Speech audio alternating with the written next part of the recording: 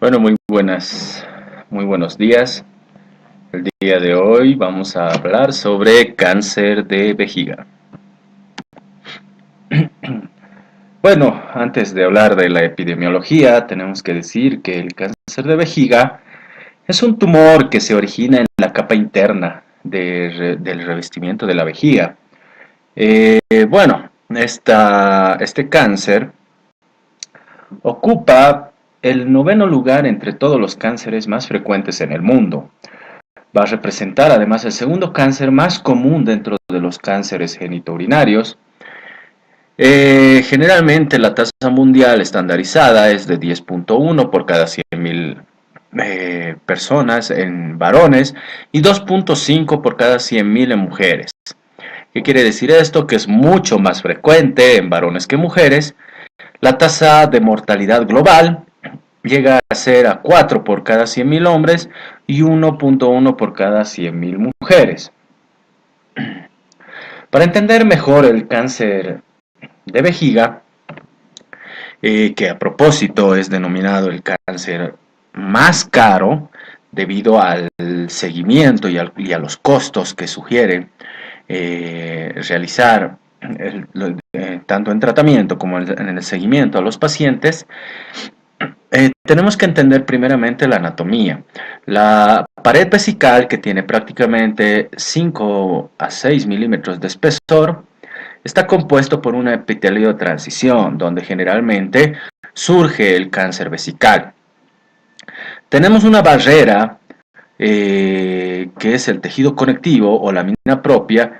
Digo barrera ya que si el cáncer penetra más profundamente hacia músculo o hacia la pared externa vesical, la capa de grasa, o por fuera, el tratamiento ya va a ser más radical. Es decir, que tenemos como una barrera, que es la lámina propia, que nos sirve de límite para hacer un tratamiento local, ya sea con una resección endoscópica o con quimioterapia.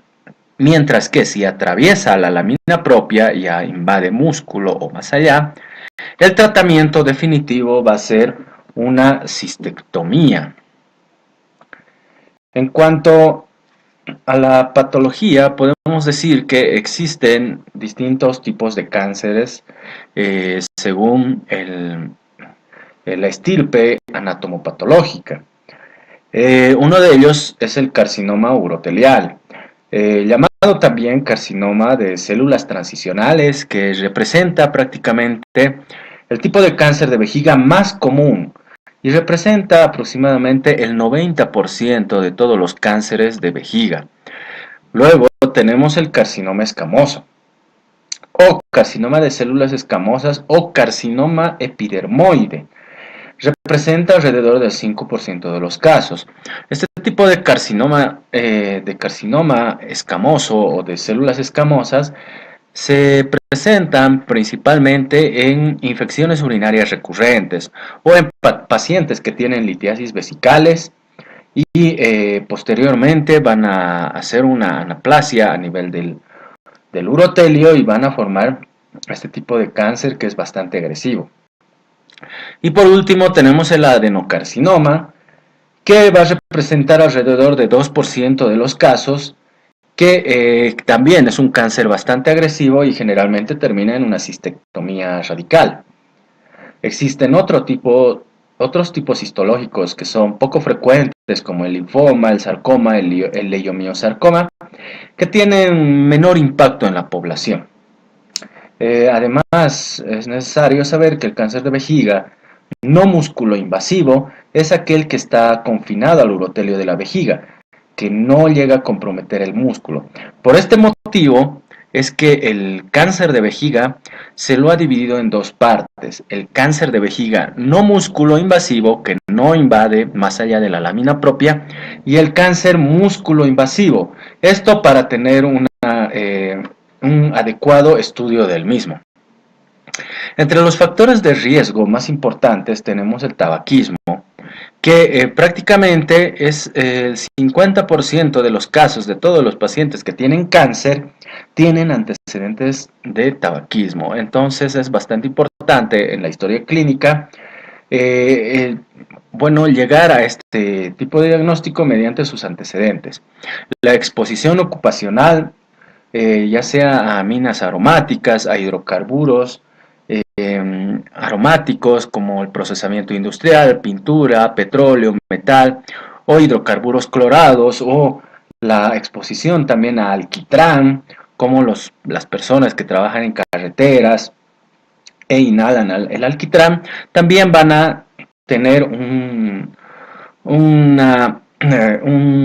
van a tener el riesgo, un factor de riesgo bastante importante para tener un cáncer de vejiga.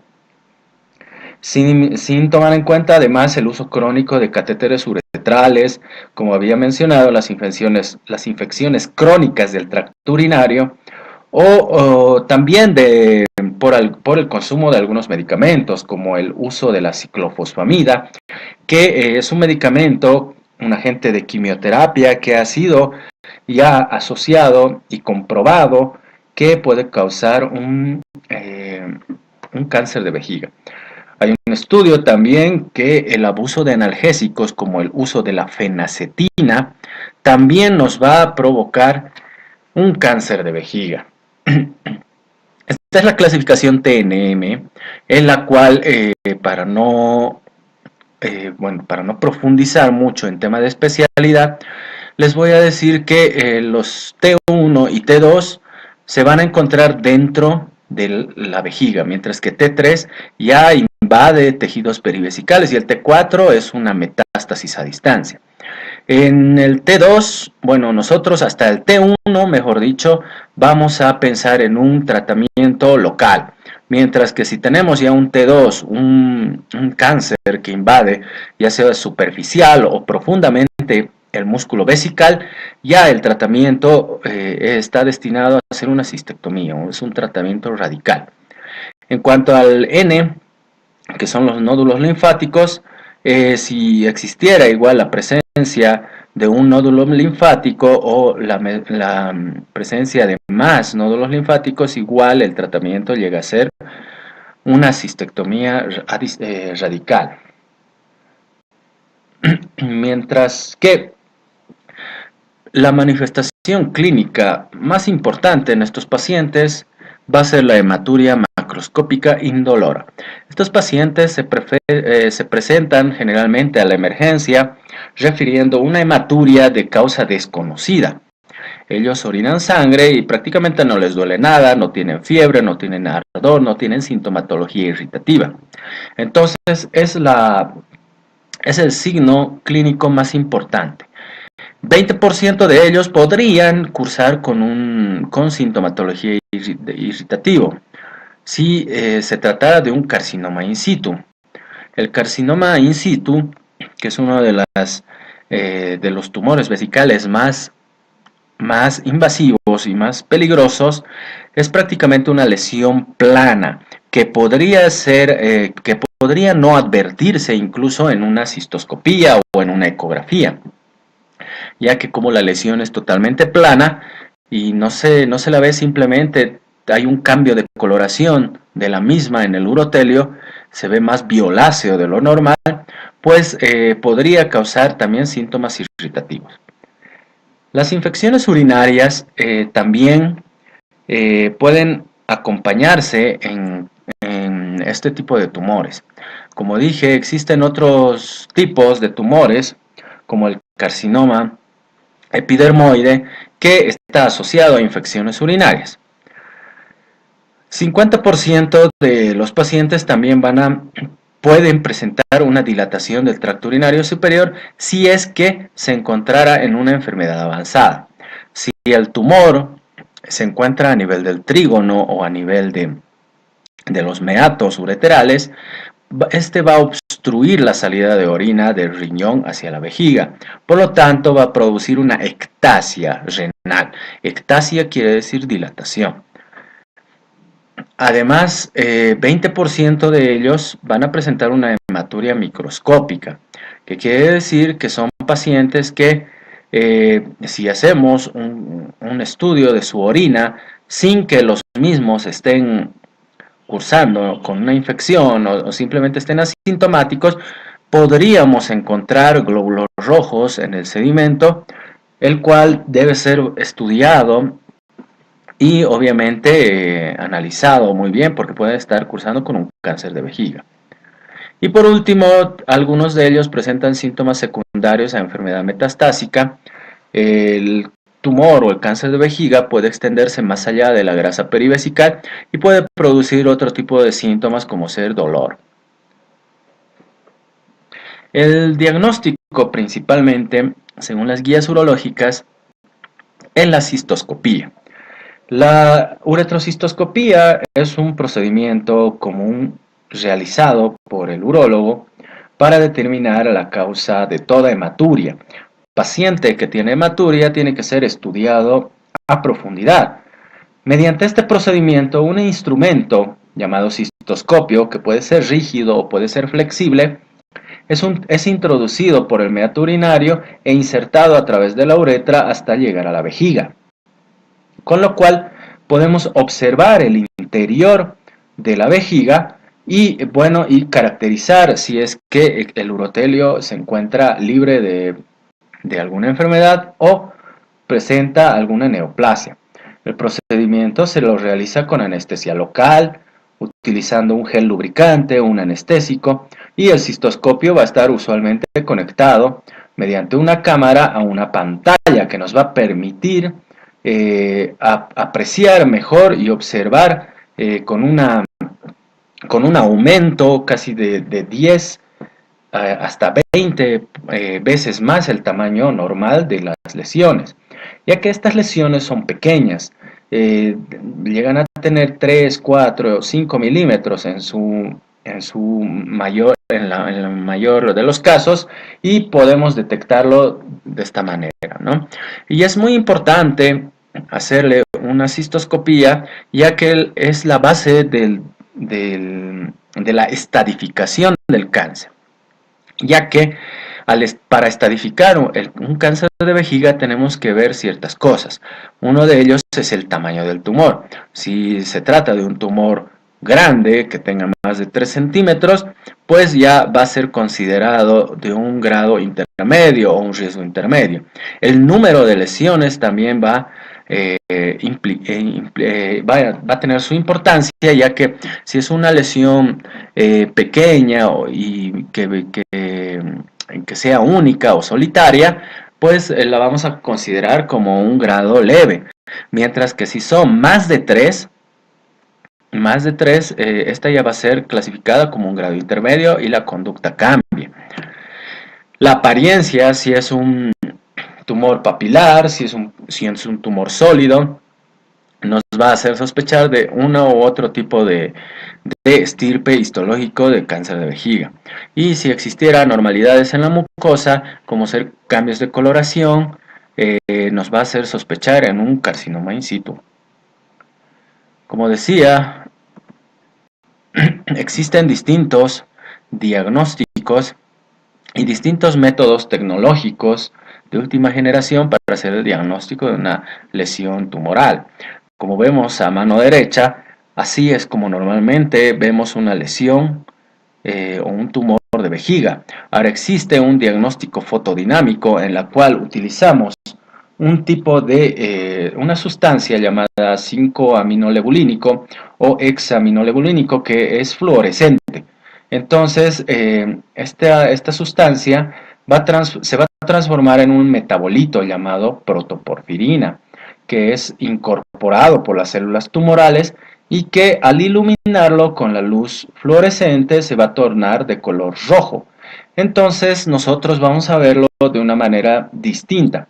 Estos son los últimos avances tecnológicos en cuanto a la uretrocistoscopía para detectar un tumor, o más conveniente aún para hacer el seguimiento después de haberlo resecado el tumor, ya que es una enfermedad que puede tener una recidiva pronta. Por lo tanto, estos pacientes necesitan controles cistoscópicos periódicos. Por eso es que decía que este es uno de los cánceres más caros que existen, en todos los tipos de cánceres. La citología urinaria es una prueba muy útil en el diagnóstico y el seguimiento, sobre todo del cáncer de vejiga.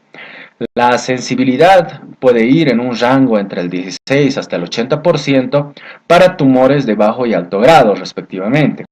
Las células de los tumores de alto grado, por ejemplo, un grado 3, un G3, son fácilmente desprendidas por baja adherencia entre las mismas, por lo cual son fácilmente detectables. Entonces se usa conjuntamente con una cistoscopía. También podría utilizarse para el seguimiento de aquellos pacientes que ya tienen un diagnóstico establecido de un cáncer de vejiga.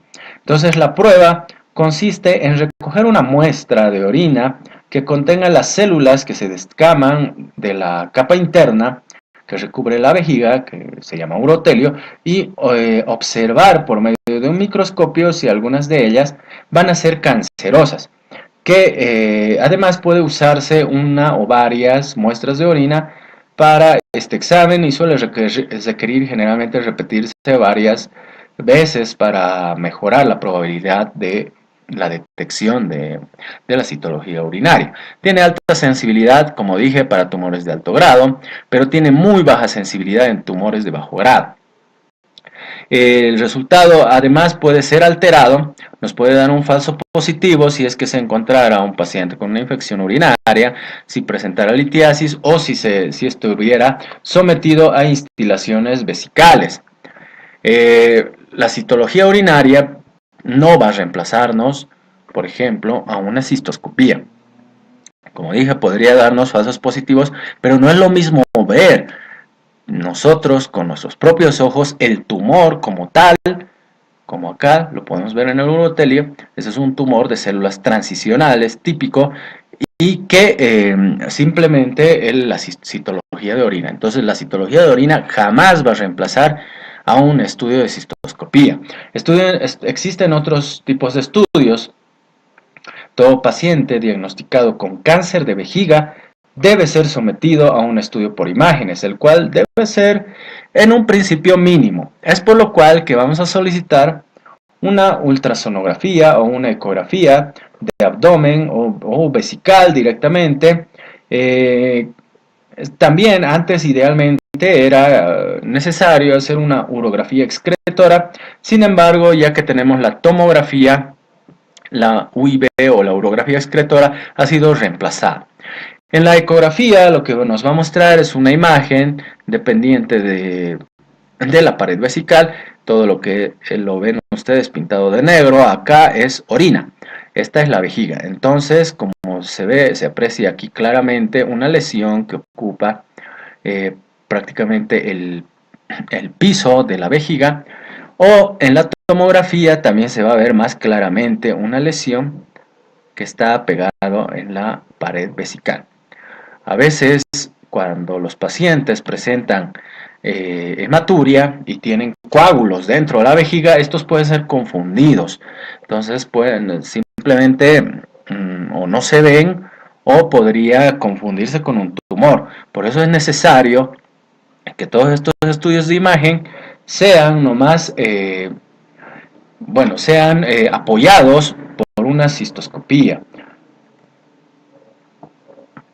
El diagnóstico por la imagen, una urografía intravenosa o una urotac o una ecografía transabdominal no van a desempeñar ningún papel en el diagnóstico de un carcinoma in situ.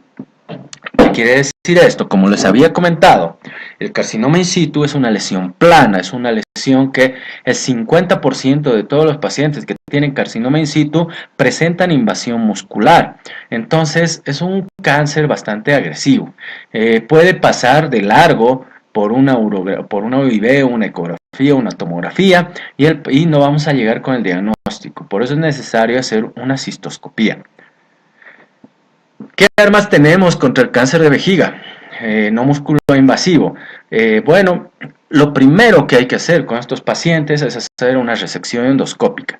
Es la base del tratamiento tanto para estadificar a estos pacientes como para tratarlos, ya que estos cánceres, si los dejas ahí, van a producir siembra en todo lado, en toda la vejiga. Mientras más tiempo se encuentren, van a producir siembra y van a multiplicarse. También utilizamos otros medicamentos como son la mitomicina C, la BCG intravesical, que van a tener un efecto antitumoral. Hace más de 10 años además sabíamos que la BCG era superior a la mitomicina C, pero era potencialmente más tóxica. Esta BCG, por ejemplo, no es la misma que las vacunas que utilizamos para tuberculosis, por ejemplo, ¿no? La BCG es diferente. De todas maneras, es un preparado especial que lo utilizamos intravesical y, como dije, es un tipo de quimioterapia intravesical, el bacilo de Calmette-Guerin, que tiene, bueno, esta droga generalmente lo utilizamos para disminuir el tamaño tumoral o que no crezca la tumoración. Bueno, a veces es mejor verlo que escucharlo, por lo cual les he preparado este video. Así es como se ve un tumor de células transicionales. Parece grande, tienen que entender que esa asa de corte tiene 5 milímetros de tamaño. Entonces nosotros lo vemos en la pantalla como si fuera un tumor grande.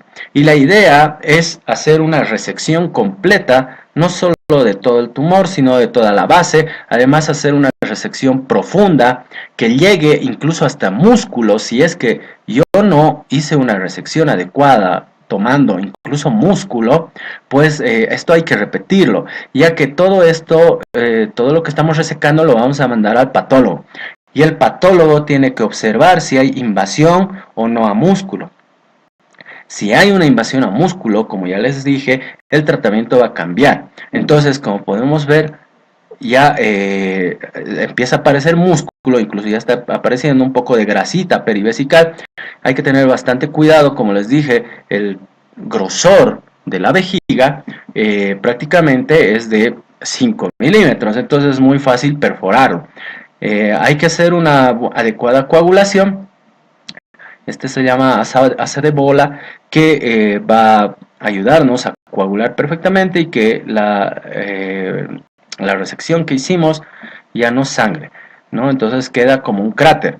Acá simplemente les muestro de una lesión. Hay pacientes que vienen con lesiones grandes o con lesiones múltiples.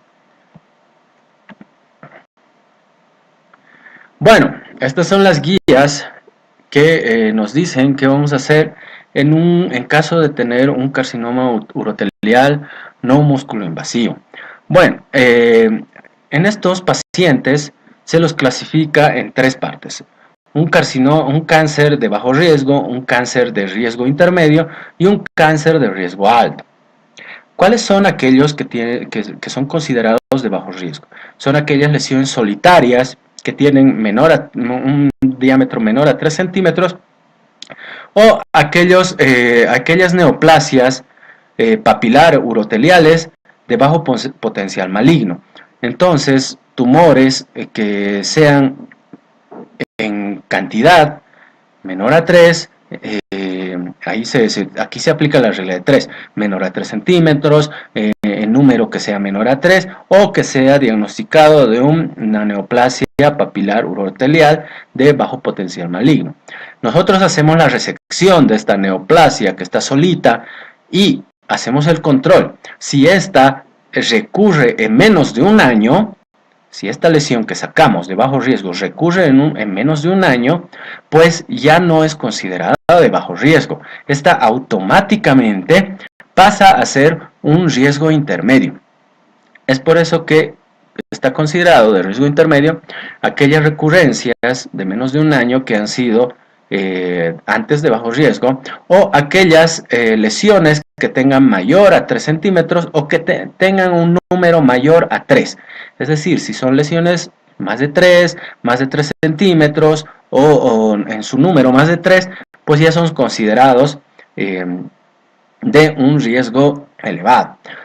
Y lo mismo, si yo hago la resección de estos tumores que son considerados de riesgo intermedio y me ocurre una nueva recurrencia en menos de un año, automáticamente estas lesiones van a ser consideradas de alto riesgo.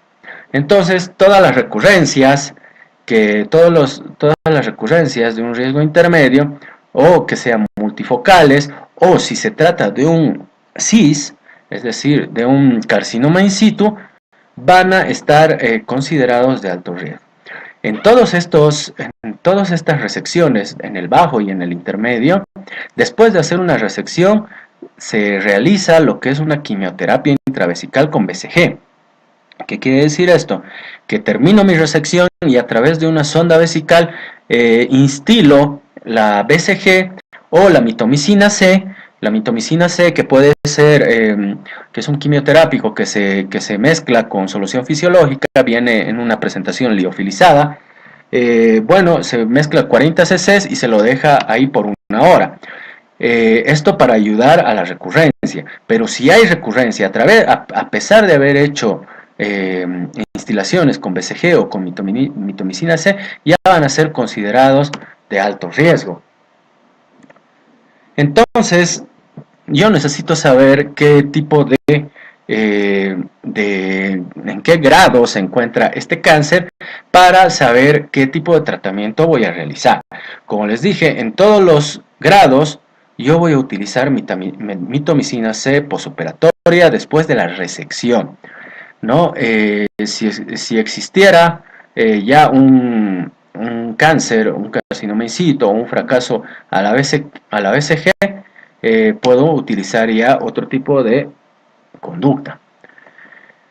El grado y el estadio tumoral van a afectar a la recurrencia y a la progresión del tumor. ¿Qué quiere decir esto?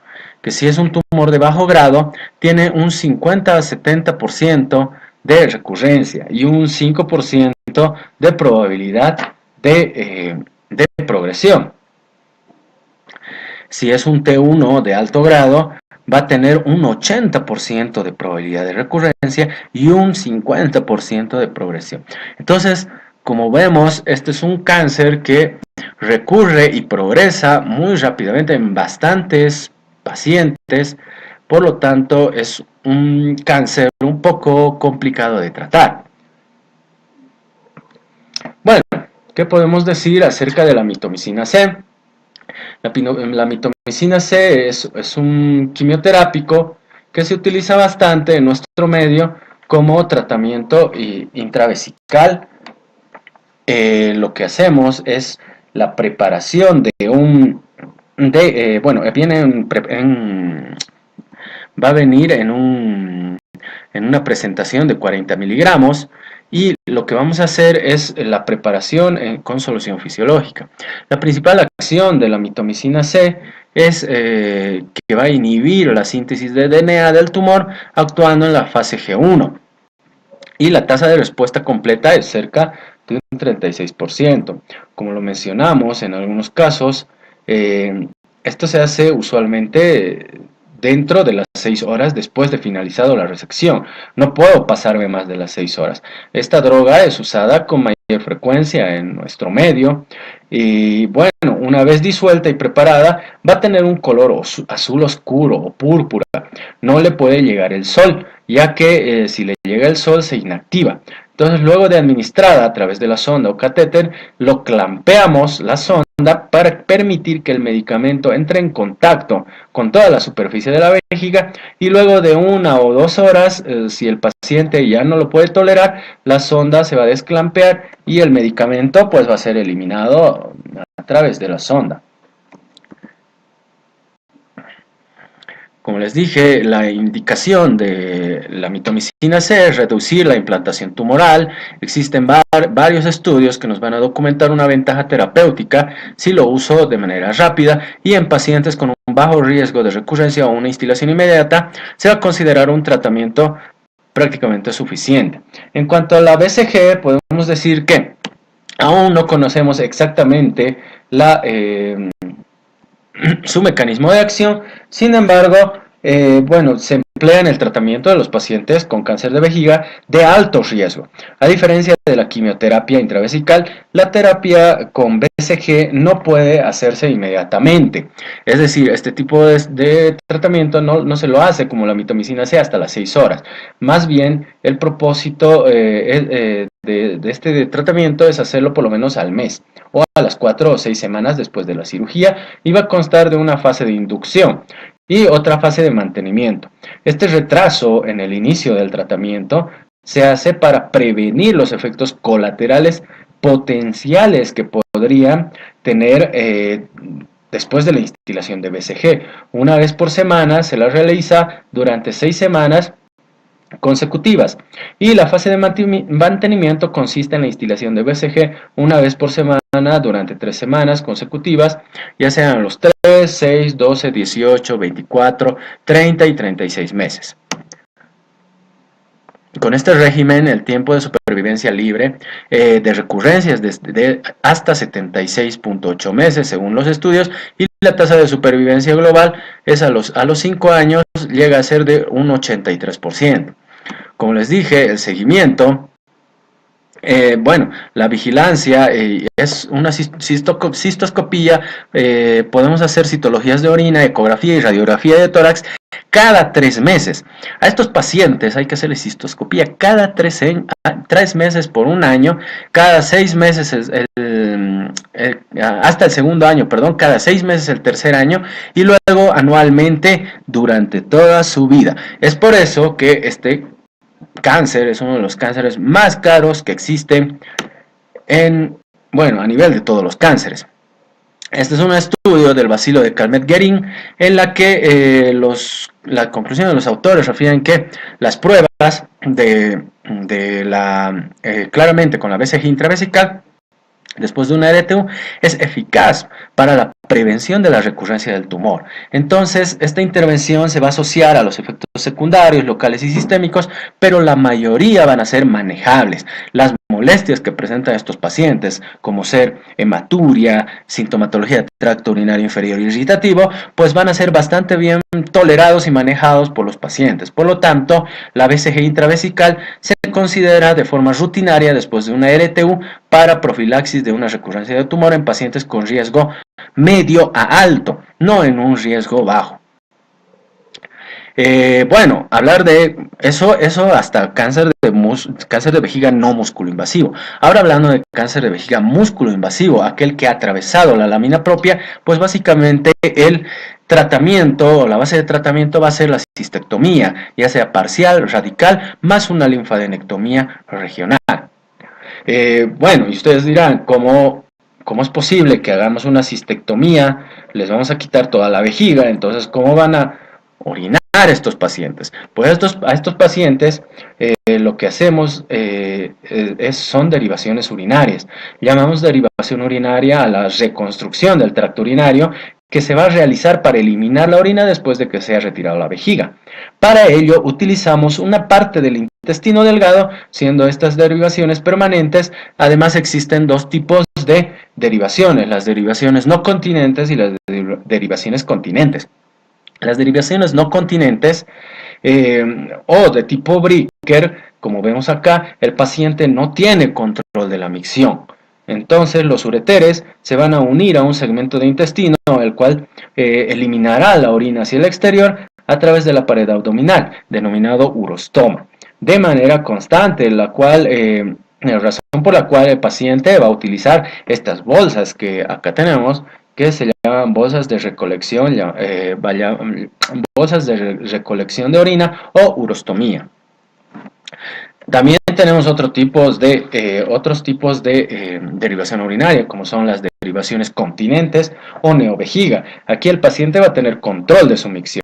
Es llamada así porque se construye prácticamente una nueva vejiga, como vemos acá, con el intestino delgado, la cual se va a unir hacia la uretra remanente, permitiendo al paciente, por ejemplo, orinar a través de la misma. Este tipo de derivaciones está indicado en pacientes jóvenes, que no presenten alteraciones en la función de su riñón o de su hígado y que tengan buenas condiciones físicas y mentales. Además es importante tener un servicio de salud cercano, porque ya que este tipo de cirugías complejas, generalmente vamos a tener que requerir un apoyo de terapia intensiva o de soportes vitales avanzados para que sobrevivan. Estos pacientes prácticamente tienen una alta tasa de mortalidad si son pacientes añosos.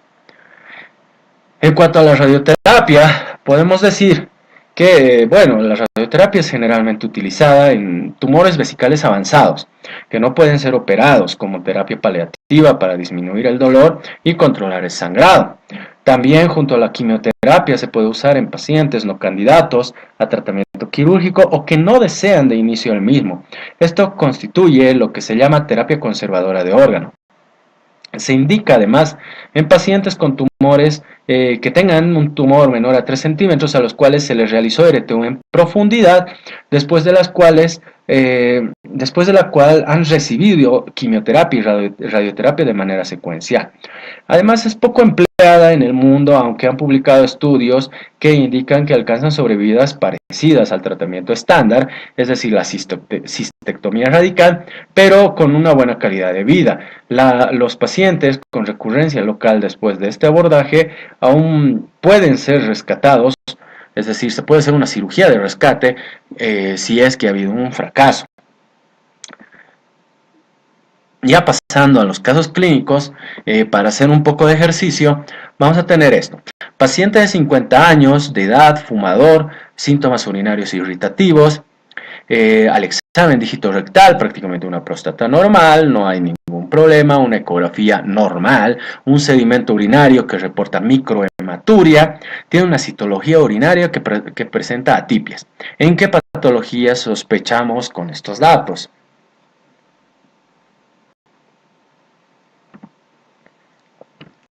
Bien, vamos a revisarlo. Como dije, el tabaco es prácticamente uno de los factores de riesgo más importante en el cáncer de vejiga.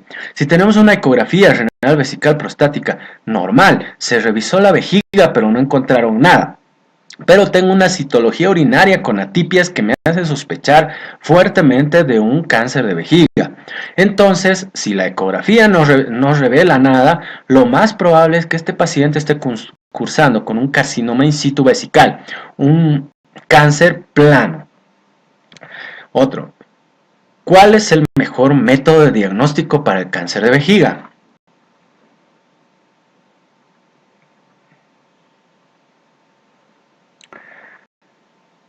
Bueno, esta pregunta es regalada ya que lo fui repitiendo como 5 veces. La ecografía ni la citología urinaria me van a dar un diagnóstico exacto, pero la cistoscopía, una visión directa del tumor, sí me va a dar un diagnóstico muy acertado de un cáncer de vejiga. La resección endoscópica y la anatomía patológica solo me van a reconfirmar lo que yo estoy viendo.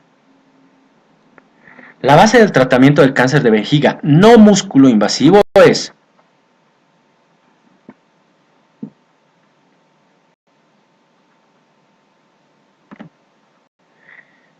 en cáncer de vejiga no músculo invasivo, la base de tratamiento es la resección endoscópica del tumor.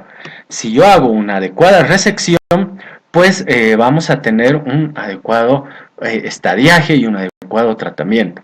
El principal tratamiento en cáncer de vejiga músculo invasivo es: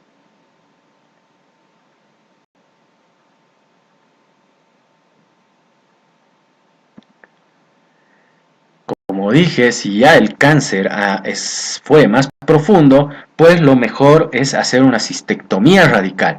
Hay que retirar toda la vejiga porque prácticamente no va a haber nada que detenga a ese tumor. Bueno, muchas gracias por su atención. Eso sería todo. Esperemos que hayamos sido muy puntuales.